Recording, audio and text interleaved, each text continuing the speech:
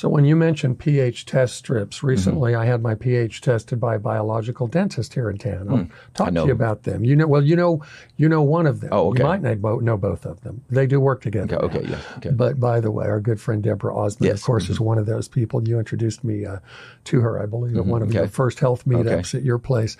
But let's say I've just come in. Oh, but back to pH for a second. What do you like to see as an optimum range? And when is the best time for someone, if someone hears this and they go, I'm going to get myself some pH test strips and see what I'm all about by testing, my pH.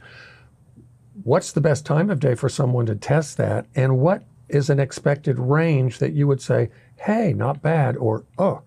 So typically first thing in the morning.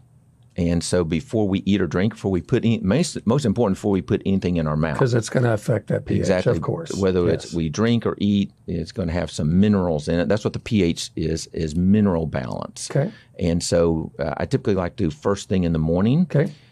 The only time that might be an issue is if somebody has a severe issue with sleep apnea. Okay. Because that person actually might be a little bit more acidic because they're not breathing out carbon dioxide, which is acid. Wow. And so, matter of fact, I have a tendency to be acidic. Now, I test myself first thing in the morning. It's great.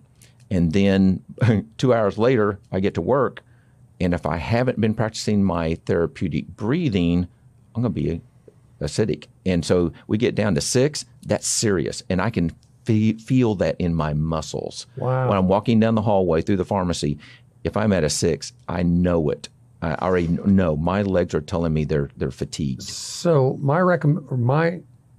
recollection from science class is that every point on a pH scale, potential hydrogen scale, is 10 times